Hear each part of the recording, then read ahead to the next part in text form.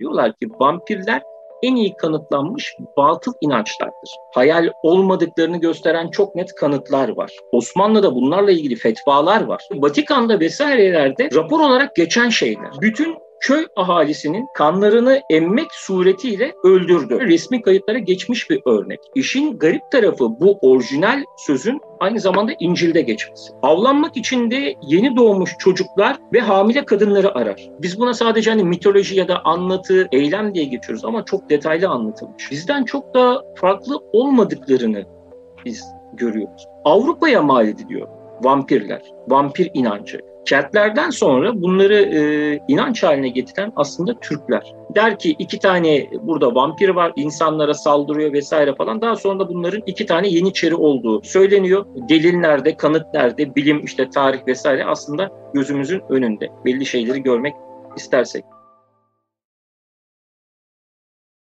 Ezberbozan TV'den herkese merhabalar. Yayınlarımızı izliyor ve beğeniyorsanız lütfen abone olun. Bugün Alper Erdem'le beraberim. Akademisyen, araştırmacı Alper Erdem'le beraber bir sorunun cevabını arıyoruz. Soru da şu: vampir nedir? Vampirler gerçek midir? Vampirliğin kökeni nereye dayanıyor? Ve bu mitolojik varlıklar gerçekten yaşamış mı? Bu soruların cevabını Alper'le beraber arayacağız. Alper, hoş geldin yayınımıza. Hoş bulduk Erkan Bey. Nasılsınız? Çok teşekkür ederim. Alper, vampirleri nasıl açıklayabilirsin ve yani normalde efsane ve söylence olarak birçok mitolojide yer alır. Hı hı. Peki gerçek midir vampirler ve vampir nedir diyeyim? Şimdi Hakan Bey zaten mitolojiler bizlere bunun neredeyse var olduğunu söylüyor. Yani biz şu bilimsel olarak bakmaya kalkarsak bunun varlığını tam olarak göremeyiz. Fakat e, birazdan zaten göreceğiz. Mitolojiden bazı kaynaklara bakacağız. Hatta Osmanlı'dan belli kaynaklara bakacağız. Osmanlı'da bunlarla ilgili fetvalar var. Yani fetvanın olması bunun gerçekliğini arttıran şeyler. Hayal olmadıklarını gösteren çok net kanıtlar var. Bunların üzerine zaten tartışacağız. Fakat ben bir başlangıç olarak hani etimolojik kökeni nedirden başlarsak aslında kelime yapısı da eski Yunanca'dan geliyor. Yani napa, içmek anlamında. Bunun dışarısında Babil'den kalan örneklere dayanıyor. Yani yüzyıllar boyunca değişimi inceleyen kapsamlı folklorik tarihsel araştırma, kan emme ve öldükten sonra dirilme efsaneleri Orta Çağ'da daha fazla yayılıyor. Şöyle de bir olay var Hakan Bey, aslında çok inanılmaz bir şey bu. Yani bu o zamanki kayıtlara geçmiş fakat günümüze kadar gelen şeylerde hala tartışmasını sürdürüyor. 1200'lerde İngiltere'de Galli bir bilim adamı var. Yani bu Galli bilim adamının ismi Walter Map. Ve diyor ki bu bir vampir bütün köy ahalisinin kanlarını emmek suretiyle öldürdü. Daha sonra da hayatta kalan son kişi bunun kafasını keserek diyor, bu daha sonra da yakılarak diyor bu yaratığı yok et. Din adamları gidiyorlar, olay yerini inceliyorlar vesaire. Gerçekten de herkesin parçalandığını görüyorlar. İşin garip tarafı. Hatta tabii daha sonra hani her zaman olduğu gibi teoriler devam ediyor. İşte bu kişinin aklını kaçırdığını, herkesi öldürdüğünü vesaire. Tabii ki şu andaki gibi otopsi sistemi söz konusu değil. Hani daha detaylı yapılmış vesaire. Ama yine de kayıtlara geçen bir örnek olarak gerçekten çok ilginç. Yani bu dediğim gibi resmi kayıtlara geçmiş bir örnek. Hani tevatür değil ya da kulaktan dolma bir hikaye değil. Bunun dışında da aslında çok klasiktir belki ama hani bizim en fazla bildiğimiz örneklerden bir tanesidir. 1931 yılında Bela Lugosi'nin oynadığı Dracula filmiyle ortaya çıkar. Kafamızdaki vampir imajı her zaman kültürlü bir Avrupalıdır, aristokrattır. Hani böyle çok şık giyinir, çok temiz giyinir, üstü başı çok temizdir. Asil bir Gün aileye ışığına mensup. çıkmaz değil mi? Gün ışığına çıkmaz. Aynen, Tabutta aynen, uyur. aynen, aynen. Aslında Gece hava kararınca çıkar insanları e, ısırır, as kanlarını içer, aynen. yoluna Aslında bakar. Hakan Bey bununla ilgili de çok güzel ve ciddi bir teori var. Onu da zaten ilerleyen zamanlarda bilimsel anlamını, gerçekliğini irdelediğimiz zaman oraya gireceğiz. Hani bu mudur dediğimiz zaman insanın kafasında çok ciddi anlamda bir soru işareti kalacak. Fakat bu aristokratların nedir? Değişik bir damak zevki vardır. Bizi onlardan ayıran bu da kandır. Yani vampir kendi sahip olmadığı bir cana sahip olmak için yaşayan bir canlıdan taze kan içmek zorundadır. Gelen envanterlerde, işte bilimsel olmayan verilerde, kitaplarda, romanlarda bunları görüyoruz.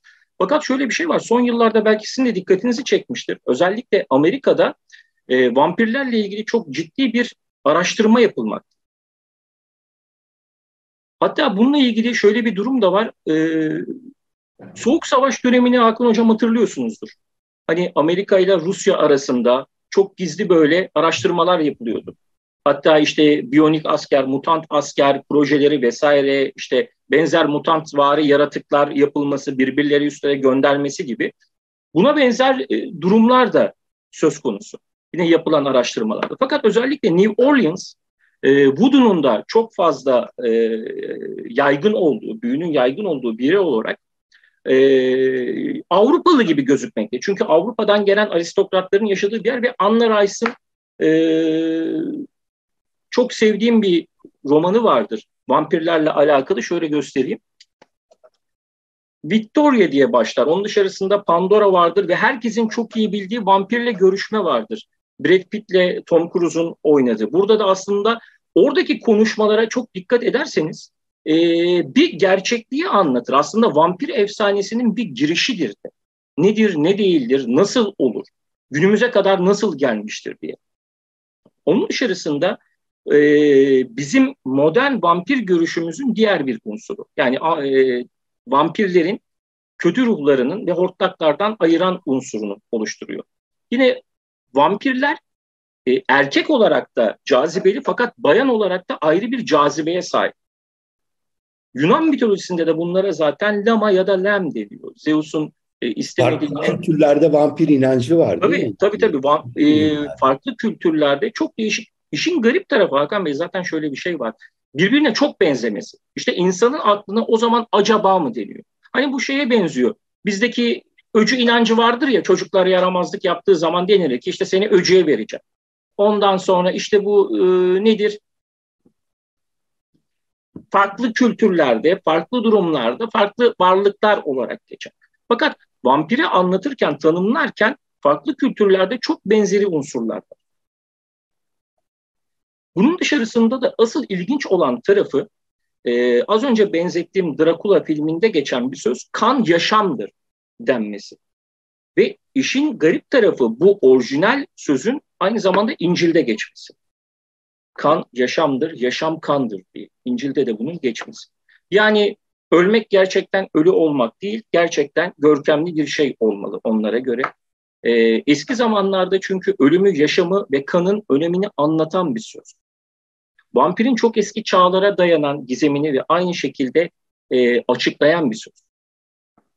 İlk vampir bu arada Kont Drakula değil bizim bildiğimiz anlamda ve işin garip tarafı hani herkes dediği zaman işte Kont Drakula İnşallah hani onun üstüne birazcık değineceğiz fakat Hakan Bey çok uzun bir konu. Belki ileriki ayrı bir program olarak. Yok burada konuşabildiğimiz kadar konuşalım. Tabii. Yani o zaman şöyle özetleyelim. Aslında Kont Drakula işte Vlad Tepes olarak da geçiyor tarihte.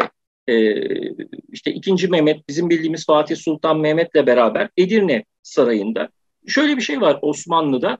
Kendilerine tabi olmasını istedikleri derebeylerinin oğullarını ne diyelim alıyorlar, yetiştirmek için alıyorlar. Kendi terbiyelerine göre yetiştiriyor. Kesinlikle ve şey değil yani bu ne deniyor saray rehini olarak geçiyor fakat tutup da zindanlarda vesairelerde falan geçen bir şey yok çünkü eğitim alıyor. Tabii yani 2. Mehmet'le devamlılığı söz konusu. Devlet yani, devamlılığı için bu adamların yetiştirilip babalarının yerine geçmesi bekleniyor. Kesinlikle yani 2. Mehmet'le aynı eğitimi alıyor. Aynı hocalardan eğitim oluyor. Bütün her şeyi aynı neredeyse yedikleri içtikleri bile bir şey. Hatta çok resmi olmayan kimi kaynaklarda diyor ki bir gün işte gül bahçesi vesairesine oynarken bunların parmaklarını kestiği ve dikenlere takılan işte yerde parmaklarının kesildiği ve kan kardeşi olduklarına dair bir rivayet de var. Tabii dediğim gibi bu bir rivayet. Daha sonra da tabii ki Transilvanya denilen yer, hatta bütün filmlerde şey geçer ya, ne kadar böyle yaratık varsa işte vampirdir, kurt adamdır vesairedir falan o bölgeden çıkar. Çünkü gerçekten Romanya'nın o bölgesi çok mistik bir yerdir. Karpat Dağları vesaire, işte karanlık ormanları. Yine Romanya'da bulunan Hacı Baccio denilen gizemi tam olarak çözülememiş karanlık bir orman vardır. Buradan Aslında gelmekte. Romanya'da Bucegi Dağı vardır ya. Aynen. Ona benziyor. Fakat bu dediğim ormanda mesela çok garip kaybolma olayları, vakaları oluyor vesaireleri, o çok değişik bir şey. Zamanı gelince işte ikinci Mehmet tahta geçiyor, şey yapıyor da daha sonra da onu da yine Transilvanya'ya gönderiyorlar. Voyvoda olarak gönderiyorlar. Voyvoda da aslında oranın ne diyebiliriz, hani kralı Derebey. değil de aynen yöneticisi gibi bir şey diyebiliriz. Fakat şöyle bir şey var, hani insanın içinde olan kötülük bir şekilde dışarı yansıyor. Kont Drakula da bu sefer geldiği yeri unutup eziyet etmeye başlıyor. Öncelikle Türk köylüleri. Ve bu eziyet işte öncelikle vergiyi arttırmak, daha sonra da çok ciddi, şiddetli işkencelerle sürmekte. İşte Türkleri tutup da yaktırması, kaza geçirme dediğimiz olay aslında hani kazıklı voyvoda denmesinin sebebi de uyguladığı en meşhur işkencelerden. Fakat e, Vlad Tepes'e, yani Kont Drakula'ya vampir denmesinin en büyük sebeplerinden bir tanesi işkence yapılan kurbanların karşısına geçip yemeğini yemesi. Çok rahat böyle yemeğini yerken insanların kollarının bacaklarının kesilmesi ya da kaza oturtulması. Ya da onun dışarısında belli kaynaklar bazı kurbanların kanının da şarabın içerisine koyup içtiğini rivayet etmekte. Bu yüzden de onun hani şeytani birisi olması, uğursuz birisi olması, bu şekilde de hatta kimi kaynaklar şeytanın oğlu olarak geçer. Yani şeytan tarikatı, ejder tarikatı olarak geçer. Tabii onların inancında siz şimdi gidip de Romanya'ya herhangi birisine sorduğunuz zaman onlar bir kahraman olarak ilan ederler. Derler ki Kont Drakula gerçek bir kahramandı vesaireydi. Hatta bununla ilgili bir film de çevrildi yakın zaman içerisinde. Orada da bunu vurguladılar. Şatosu ziyareti açık zaten. Yani Aynen. Romanya'ya gidenlerin gezebileceği devasa bir Kesinlikle. şato var orada. Kesinlikle. Şatosu zaten açık, fakat dediğim gibi günümüze kadar gelen en belki uğursuz vampir inancında en çok körüklendiği karakterlerden bir tanesi. Zaten e, Bram Stoker da Drakula'yı yazarken ondan etkileniyor. Yani bu romanı yazarken de bütün Kont Drakula aslında çıkışı. Zaten karakter de aynı. Fakat şöyle bir şey var Hakan Bey. Bunu ileriki zamanlarda zaten daha iyi anlatacağız. Avrupa'ya mal ediliyor vampirler, vampir inancı. Avrupa, aristokratlar vesaire. Fakat aslında çıkışına baktığımız zaman eski Türklerde de farklı. Fakat Osmanlı'ya adanan bir şeyler var. Ciddi anlamda. Çünkü o bölgede yerleşiyor. İşte dedim ya, isim kelimesi Macarca, Slavca, Upir'den, Obur'dan vesaireden gelmekte. Bunların hepsi incelendiği zaman eskiye kadar, daha doğrusu yakın zamana kadar bunun Avrupa inancı olduğu düşünülüyordu. Yani Avrupa'ya ait bir inanç, Türklerle çok fazla ya da Osmanlılarla bağdaştırılmıyor. Fakat yeni zamanlarda bunun böyle olmadığı ortaya çıktı. Şimdi şöyle de bir şey var. Vampir varlığına inanan bilim insanları vampirlerin, az önce dediniz ya, aydınlığa çıkmaz vesairedir falan gibisinden, belli şekillerde özetlemişler. Hani demişler ki birinin ya da bir şeyin vampir olduğunu nasıl anlarız gibisinden. Burada da belli şeyler var. Diyorlar ki acıyı en az düzeyde hisseder. Belki herhangi bizim bildiğimiz anlamda bir sinir yapısının olmamasından kaynaklanır. Bilirsiniz, cüzdan hastalıklarının başlangıcında da bu vardır. Sinir sistemi iflas eder. O yüzden kişi vücudunun belli parçaları dökülse bile, işte burnu vesaire falan, acıyı hissetmez. Vücutlarında özellikle çürüğe dayalı hafif çukurlar vardır. E, Bu da beslenmeden kaynaklı bir durum. Yine göz renkleri kırmızıdır, fakat kimi göz renklerini değiştirebilirler. İki göz asla aynı renk bulunmaz. Beklenmedik bir zamanda fark edebileceğimiz kadar hızlı ve bu kadar da güçlü tepki verebilirler. Ten ısıları sürekli değişiklik içindedir. Yani çok çok düşüktür, soğuktur. Çünkü kalbi atmadığı için, vücut bir devir daimi bulunmadığı için.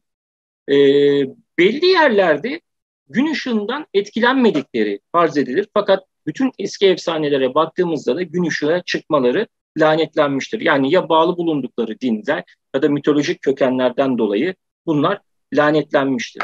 Yine düşünce okuyabilirler. Bu nedenle aklınızda düşündüğünüz bir şeyi kesinlikle anlayabilirler. Zekaları ve güçleri asla bir kriterin anlayacağı bir şekilde dışarı vurmazlar. Bahsedildiği gibi de köpek dişleri sadece kurbanlarına yaklaştıkları zaman uzayıp sivrileşir. Hani sürekli bu şekilde dolaşmazlar. Peki Alper, vampirizm ne zaman ortaya çıkmış? Sen çok güzel bir kanalın var, Gizemler ve Bilinmeyenler adında. Orada buna benzer çok güzel konuları işliyorsun. Bu sorunun cevabını uzun yıllardır arıyorsundur. Ne zaman ortaya çıkmış vampirizm ve tarihteki vampirler ya da mitolojik benzer karakterler neler? Şimdi Hakan Bey, şöyle bir şey var. Aslında hani tarih ve mitoloji biz ne kadar incelesek de yeni belli kaynaklar çıkıyor ya da yeni belli buluntular çıkıyor. Hepimiz şaşırıyoruz. Belki siz de denk gelmişsinizdir. Bundan birkaç hafta öncesine kadar yine Polonya'da yapılan bir arkeolojik kazıda e, bir mezara rast geldi arkeologlar.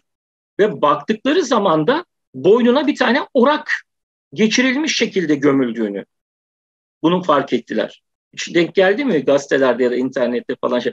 Avrupa'da çok fazla buna benzer mezar var. Bunların sebebi de ölülerin hortlamasından, vampir olmalarından, vampir olarak gömülen insanların tekrar saldırmamaları için. Fakat mutlaka ki bir açıklaması vardır. Dersek ki vampir inancı ne zaman başladı? Diğer birçok efsanelerdeki gibi tam bir tarih biz buna veremeyiz. Fakat en eski örneklerine baktığımız zaman vampir hikayesinin kanıtı Mezopotamya'daki Tigris yani Dicle ve Eprotes, Fırat nehirleri yakınlarındaki Keldane'deki kil ya da taş tabletlerin üzerine yazılmış. Yani Asur kayıtlarında da bulunmuş olabilir. Yani Keldaniler diyarında İncil'de de geçen Abraham'ın asıl evi olan Ur'un çocukları olarak bilinen Lilith, İbranilerin kutsal kitabında da geçen muhtemel vampirlerden bir tanesidir. Hani Lilith'i hepimiz biliriz ya, şeytan deriz. Şeytanın işte annesi ya da Havva'dan önceki ilk kadın. Daha sonra işte kovulduğu için şeytani güçlere kavuşmuş ya da çocukları öldürüldüğü için. Buradaki yazılı belgelere baktığımız zaman, daha doğrusu kil belgelere baktığımız zaman Lilith'in ilk vampirlerden birisi olduğu söyleniyor. Lilith'in kökenleri daha çok Babillerdeki demontolojiye benzer. Yani şeytan bilimi gibidir. Geceleri bir baykuş görüntüsüne bürünerek dolaşır. Avlanmak için de yeni doğmuş çocuklar ve hamile kadınları arar. Geleneğe uygun olarak Adem ve Havva olmadan önceki onun karısıdır ama sonra şeytanın tarafına geçtiği için de şeytani bir karakter olduğu düşünülür. O yüzden eski zamanlarda şöyle bir şey var. İşin garip tarafı, bu anlattığım Asurlulara ait bir inanış. Fakat baktığımız zaman Hakan Bey şu var. Mutlaka şeyi bilirsiniz. Al karasını mutlaka duymuşsunuzdur. Albastı denilir Anadolu'da. Yani neredeyse karakter aynı. Demontoloji olarak baktığımız zaman. Çünkü al karısı da çoğunlukla doğum yapmış kadınlara musallat olan cinli bir varlık olarak görülür. Şeytani bir varlık olarak görülür. Ne yaparlar? Yatağın altına ya bıçak koyarlar, keskin çelik bir bıçak, ya makas koyarlar. Onun dışarısında su içiyorsa yeni doğum yapmış bir kadın ya da hamile bir kadın, su bardağın üstünü kapatırlar ki oraya bir taş atılmasın. Söylendiğine göre al karısı buraya bir taş atar. Daha sonra da yeni doğum yapmış kadının ciğerini ya da çocuğun ciğerini alır ve onların ölümüne yol açar. Bunun dışında aslında vampirlerle ilgili söylenecekler Akdeniz'deki Mısır ve eski Yunan Roma uygarlıkları boyunca yine süre gelmiş. Eski Yunanlar çocuklarını yiyen ve yine kanlarını içen Stikria veya az önce konumuzun başında anlattığım gibi Lamaylara inanırlar. Lamaylar da mitolojide Zeus'un aşığı olarak geçer fakat Zeus'un karısı Hera onları kıskandığı için o hale getirmiştir. Yine Yunanlıların ve Romalıların bir hikayede Menipus adındaki genç bir adamın düğününden bahsederler. Yine Apollonios çok güzel olduğu gelin dikkatle inceler fakat onun bir vampir olduğunu söyler. Bu da Yunan mitolojisindeki vampir kaynağının ilk geçen örneklerinden bir tanesidir. Evet, Avrupa'da büyük bir veba salgını yaşandı tarihte ve yaklaşık 2 milyon insan öldü. Avrupa'nın tamamı neredeyse hani yaşamını yitirdi bu salgında. Bu büyük veba salgınında vampirlere mal edildiği doğru mudur ve o dönemdeki vampir inançları nelerdir desem? Şimdi zaten çoğunlukla Avrupa kendisine musallat olan büyük hastalıkları mutlaka ki e, ne diyelim paranormal belli şeylere bağladılar. Bu cüzzam da bundan önceydi. Yine veba da bundan önceydi. Fakat kara veba vesaire dediler ki vampirler çok fazla çoğaldı ve bu hastalık insanlara musallat oldu. Aslında Hakan Bey şöyle bir şey, hani konumuzun başında konuştuk ya, e, efsaneler midir, gerçekler midir, kanıtlar mıdır? Şimdi bunlar nedir işte Vatikan'da vesairelerde rapor olarak geçen şeyler. Hani biz orta çağ diyoruz ya, orta çağdan yazılıp gelen şeyler. Baktığımız zaman işte oradaki papazların, rahipleri inceleyip yazdıkları şeyler. O yüzden biz bunlar hani kolaycana yok ya o tevatürdür, yanlıştır, hikayedir, masaldır demek de bana çok doğru gelmiyor. Derince incelemedikten sonra. Şöyle diyelim, e, ilkel ve bilgiden yoksun inançlarla açıklanamaz belli durumlar. Belki de en hayret verici inanç yine orta çağdaki veba dediğimiz hastalık. Pireler ve farelerden özellikle yayılıyor aslına baktığımız zaman ve 1300'lü yıllarda Avrupa nüfusunun e, neredeyse 1/3'ünün ölmesine neden olmuş. Bu çok ciddi bir rakam. O zaman da insanlar nasıl olduysa bu ilimlerin birçoğunu vampirlerin yaptığı fikrine birleşiyorlar. Belki de vebanın vampirlerden yayıldığını düşünüyorlar. Bunun sebeplerinden bir tanesi de Hakan Bey, şöyle bir durum var. İslami kimi bilginler şöyle diyorlar. Vebanın yayıldığı yerleri deşmek. Yani oradaki ne diyelim işte kirli kanı almak, dışarı çıkarmak, temizlemek ve orayı temiz tutmak. Bu hastalığın kurtulabilecek tek çözümlerinden bir tanesi. Ve insanlar da belki buna bağlı olarak yaralarını deştikleri için ortaya çok hoş olmayan kanlı bir manzara çıkması insanların böyle bir durum düşünmelerine neden olabiliyor.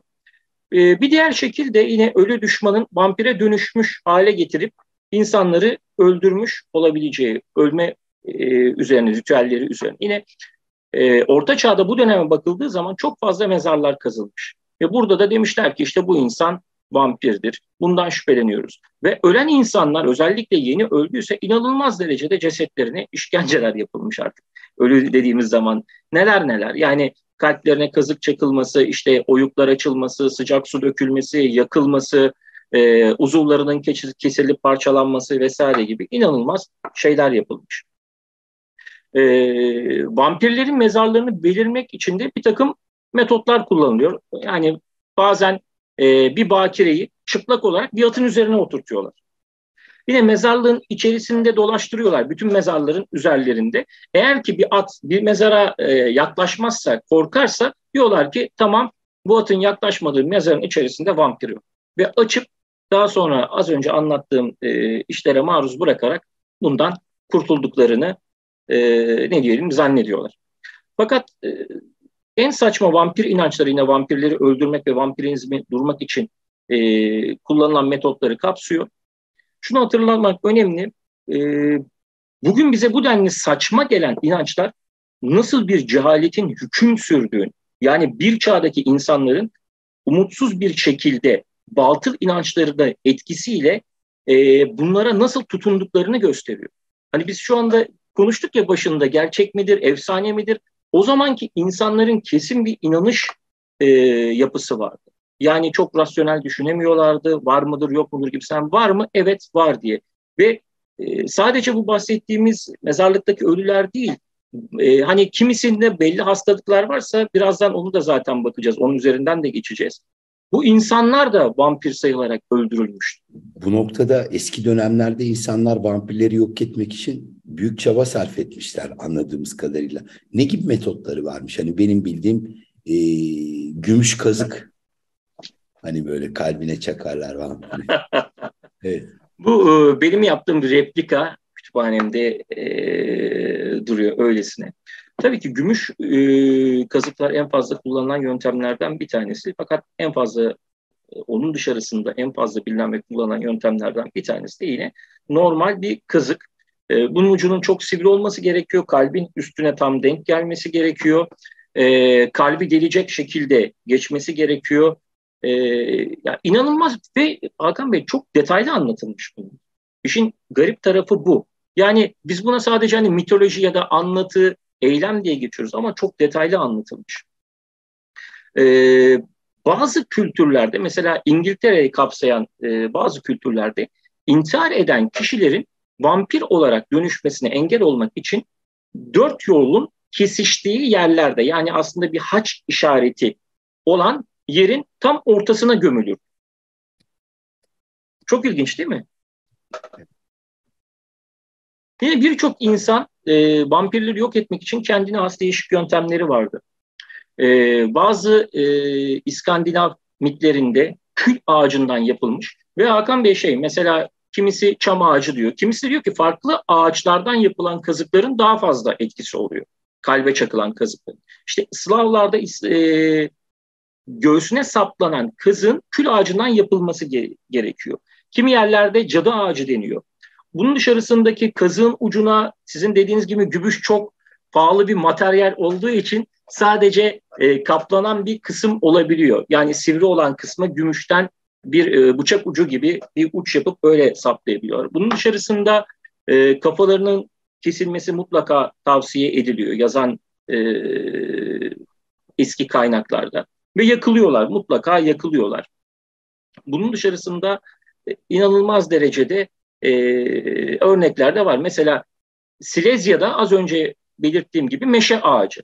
Sırbistan'da ise yine kazıklar alıç ağacından yapılıyor. Bazen de cesetlerin uzuvlarını kesip göllere atıyorlar, göletlere atıyorlar. Fakat bunu içen insanların da dönüşebileceğine inandıkları için daha sonradan bu formüle son veriyorlar.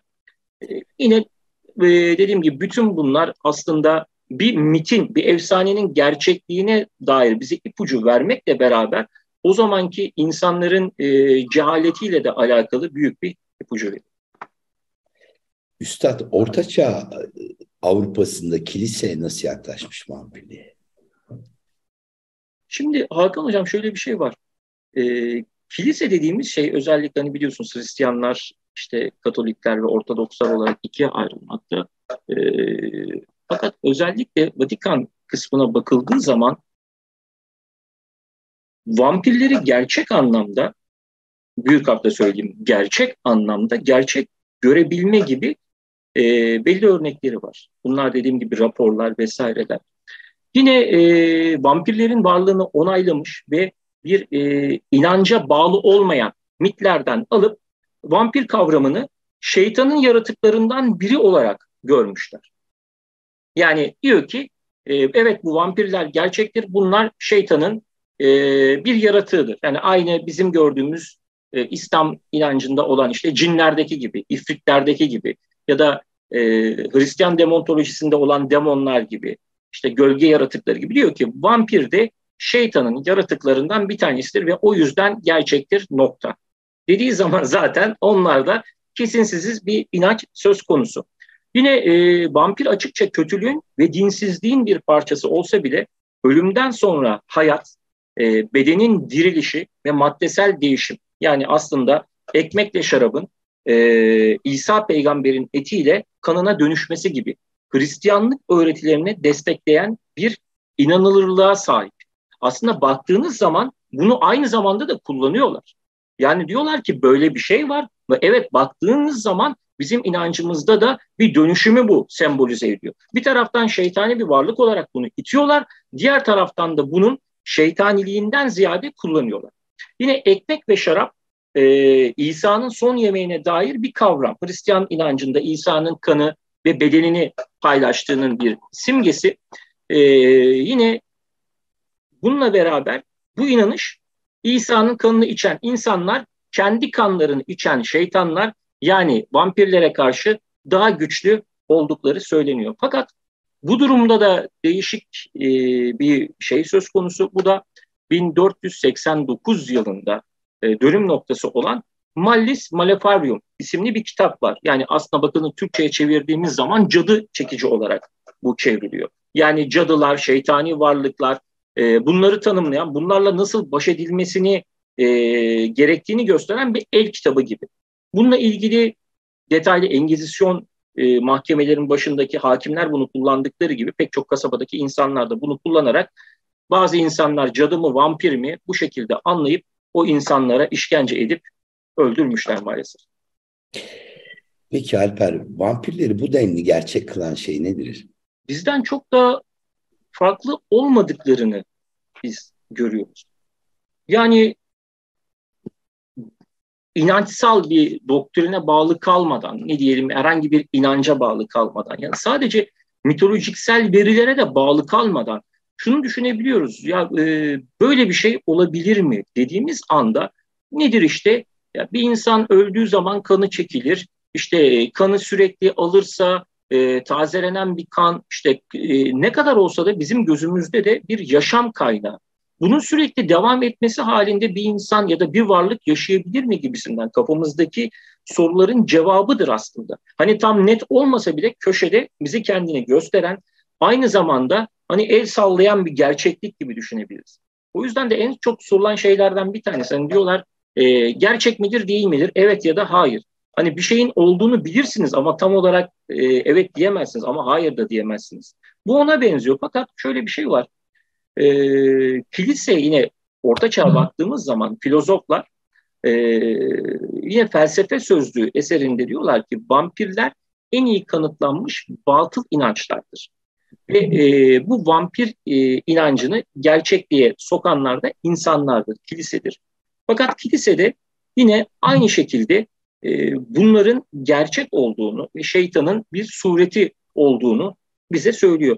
Bunun dışarısında da bizde de pek çok inanış var. E, Hani dediğim gibi özellikle Türklerdeki Tam oraya geleceğim şimdi. Osmanlı. Öyle bir sorun var aslında. Hani Türklerde de vampir inancı var Tabii zannediyorum. tabii tabii kesinlikle. Ve Osmanlı'da az önce söyledim buna ait fetvalar bile var diye. Ve İstersen biraz onlardan bahsedelim. Yeniçeri vampirlerden, aynen aynen. adalardan. Ada vampirlerinden diyorsunuz Hakan Bey. Şimdi şöyle yaygın kanı aslında Türk inanç ve kültüründe vampir inancının olmadığı yolunda. Fakat dediğim gibi son zamanlarda yapılan araştırmalar bunun tam tersi olduğunu gösteriyor. Keltlerden sonra bunları inanç haline getiren aslında Türkler. Lakin folklorik inançlarda vampir adıyla değil de daha çok hortlak diyoruz biz Hakan Bey. Anadolu'da pek çok yerde rastlamışsınızdır mutlaka. Hikayeleri anlatılır ya, hortlak hikayeleri anlatılır. Aslında bakınca bu hortlak e, bizim şimdiki vampire tekamül eden bir söylemdir. Bunun dışarısında yine cadı, cazu ve cadu olarak da yine bizim kültürümüze girmiş inançlardır, vampir inançları. Ölen bir kişinin mezarından çıkıp dolanan bir kişiye hortlak denmekte. Yine bu da bize aslında vampirlerin eski Türklerde gösteriyor. Fakat şöyle de bir şey var. Videomuzun başında söylediğim gibi Karaçay Malkar Türklerinin mitolojisinde de efsanevi canavarlar halinde emegenler. Burada da çok sık anlatılmış. Avrupa'da çok popüler oluyor. Fakat şöyle bir şey var. Osmanlı olarak tanıyorlar. Yani Dracula romanından sonra bütün Avrupa Osmanlı'yı biliyor.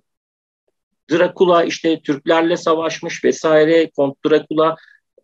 Bizim de çıkma yeri aslında Avrupa. Fakat şöyle bir şey var Hakan Bey, bizim bir yanılgımız var. Hani bizim şu anda sahip olamadığımız topraklar olduğu için Avrupa diyoruz. Fakat o zamanlar bildiğiniz gibi Osmanlı toprakları içerisindeydi. Avrupa vesaire sınırlar. O yüzden de kelime kökü vesaireler Osmanlılar'da çok fazla. Yine dediğim gibi Upir'dir vesairedir, bunların hepsi Osmanlıcadan yine o dillere etki eden şeyler. Şöyle bir şey var, aslında kan emme bütün vampirlerin ortak özelliği değil. Bunlar daha sonraki yıllarda eklenmiş. Fakat kurgusal vampirlerin yok edilişinde de başından beri söylediğimiz sistemler geçiyor. Osmanlı İmparatorluğu'nda da vampir, upir, opur, Waycross, yine hortlak ve cadı olarak değişiyor. Yine özellikle Doğu ve Orta Avrupa'da, Trakya, Karadeniz, Ege bölgesi halklarında da çok farklı inançlar var. Fakat şöyle bir şey var. 18. yüzyıllarda Osmanlı sınırı olan bu e, kısımlarda bu inanç çok fazla görülmeye başlıyor. Özellikle Rum Ortodokslarında görülen vampir söylencileri batıya yayılıyor. İlk başlarda Rum Ortodoks kökenli olduğu için Müslüman aileye diyorlar ki siz karışmayın. Bunlar Hristiyanlığa ait şeyler, onlara dadanan ne diyelim iblisler, İslamiyet'le alakası yoktur, bizlere alakası yoktur. İşte bizde nedir? İslam'a göre kabir azabı çeken insanlar olabilir fakat bu onlara aittir. Fakat öyle bir olay gelişmeye başlıyor ki artık Müslümanlara da, Müslüman ahaliye de Osmanlı topraklarındaki ufak kasabalarda da böyle gözüküyor. Ve daha sonra da o zamanın meşhur kadısı Hakan Bey, Ebu Suud Efendi, biliyorsunuz bizim ada vampirlerinde de vardı. Çok fazla şeyi var. İlk başta böyle fetva vermek istiyor ve diyor ki hani bunlar gayrimüslimlerin şeyidir. Fetva vermek zorunda kalıyor. Bunlar nasıl yok edilir? Aslına baktığımız zaman o ne diyelim Osmanlı demontolojisi gibi bir şey oluyor. Bunlar nasıl yok edilir? Bunlar nasıl anlaşılır? Bunları yok etmek için neler yapılır? En önemli fetvalarından bir tanesinde de yine öyle ki diyorlar ya şu kasaba var. Bu kasabada da vampir inancı var. İlk başta diyor inanmıyor. Fakat oradaki bu sefer kasabadaki kadı vesaire falan da yazınca diyor ki folklorik bir şekilde vampir tanımı yapıyor ve e, bunlara ait nasıl başa çıkılacağı yönünde fetvalarını yazmaya başlıyor. Resmi tarihi ilk fetvası da bu zamana denk geliyor. Balkanlardaki vampir vakaları üzerinde çok fazla özellikle fetvası var Hristiyan Rumların haricinde. Çünkü vampir söylencileri artık yavaş yavaş köylere geliyor. Ee, Edirne kadısının bir durumu var. Bu diyor ki ya böyle bir süreç var. Yani bir insan hortladı insanlara saldırıyor. Ebu Suud Efendi de diyor ki mezarını açın, kafasına kazık çakın, kafasını kesin ve cesedi yakın. Bu uygulamaları fetva olarak oraya gönderiyor. Daha sonra bunlar yapıldığı zaman bu olayın geçtiği görülüyor. Hatta çok bilinen bir olay vardır. Belki duymuşsunuzdur Hakan Bey. Turnuva cadıları denilen Turnuva kadısının yazdığı bir mektup vardır Osmanlı'da. Der ki iki tane burada vampir var, insanlara saldırıyor vesaire falan. Daha sonra da bunların iki tane yeniçeri olduğu, Ali Alemdar ve Abdi Alemdar isimli kişiler olduğu söyleniyor. Daha sonra da işte bir cadıcıyla, cadıcı dediğimiz insanlar, cadılar, işte vampirler vesairedeki insanları avlayan ya da bunları def eden insanlar onunla anlaşıyorlar. Hatta anlaştıkları paraya kadar yazıyor bu mektubun içerisinde. Bu arada bu gerçekten yazılan bir mektup. Hani dedik ya delil nerede, kanıt nerede, bilim işte tarih vesaire aslında gözümüzün önünde. Belli şeyleri görmek istersek. Ve cesetlere gidip kazık çakıyor. Fakat şöyle bir şey var Hakan Bey, her şeyden önce cesetler açıldığı zaman yeni gömülen cesetler, bunların saçlarının uzadığı görülüyor. Tırnaklarının uzadığı görülüyor. Kimisinin ağzından biraz kan çıktığı görülüyor. Sakallarının yine uzadığı görülüyor. Diyorlar ki bunlar tamam mezarlıklarından çıkmışlar. O dönemde anlatılan şeyler. Fakat baktığımız zaman yani bir taraftan da bilimsel olarak baktığımız zaman şöyle de bir gerçeklik var. Ölünce insanlar belli şeyleri hala yaşamaya devam ediyor. Bunların başında da yine keratin üreten saç ve tırnakların uzaması gibi. Yani oradaki organizmalar ölünceye kadar belli bir şekilde uzuyor. Tabii ki oradaki kadar çok uzayıp saçların, sakalların uzaması gibi bir şey söz konusu değil. Fakat biliyorsunuz vücut şişiyor vesaire. Bunların da gösterdiği korkuyla yöntemleri yapıyorlar. Fakat kazık çakarken hatta bir tanesi bağırıyor. Diyorlar ki bunlar canlı. Yakmak istiyor cadıcı Nikola fakat yakmaya da izin vermiyorlar. Çünkü şöyle bir şey var biliyorsunuz İslam dininde hani ahiretten sonra vücudun tekrardan geleceği için hesaptan sonra hani diyorlar biz bunu sormamız gerekiyor. Yine İstanbul'a soruyorlar gelen fetva üzerine cesetleri yakıyorlar. Daha sonra bu olay ortadan kaldırılıyor. Yine aynı biçimde Osmanlı döneminin en çok uluslu yapısında yine Sunni gelenekler yönelik standartları koymak açısından bir yere sahip. Dönemin Tufeşül Şahan isminde bir namaz hocası var. O da vampirlerle ilgili bir kitap yazıyor. Diyor ki bazı kafirler onun içerisinde öldükten sonra, gömüldükten sonra geceleri kapıya gelip ev sahibini dışarı çağırır, ölümlerine neden olur. Bunu yapan insanlarda mezarın üstü açılacak ve çıkan cesede kazık çakılacak, daha sonra da yakılacak. Ve bunları net bir şekilde anlattığı aslında ne diyelim bir Osmanlı'nın Vampir kitabı gibi bir kitabı bulunmakta. Yüreğine sağlık dostum. Çok enteresan konulardı, ilginç konulardı. Eklemek istediğin başka bir şey var mı? Yok, ben çok teşekkür ediyorum Evet. Ezber Bozan ailesi için. Aslında Dostlarımız Gizemler ve Bilinmeyenler kanalından Alper Erdem'in diğer videolarına ulaşabilirler. Genelde bu tip nefes nefese izleyeceğiniz enteresan çalışmalar. Ellerine sağlık. Biz yayınımıza katıldığın için çok teşekkür ederiz. ben teşekkür Bir şey ediyorum. varsa lütfen buyur. Yok, hayır, ben çok teşekkür ediyorum. Tekrardan buraya ikinci defa konuk olmak çok Her zaman bekleriz. keyifliydi. İnşallah daha farklı konularla tekrardan görüşmek üzere. Dostlarımıza da teşekkür ederiz. Bize zaman ayırdılar, bizi izlediler. Bize değer verdiler. Sağ olsunlar, var olsunlar. Hoşça kalın. Görüşmek üzere.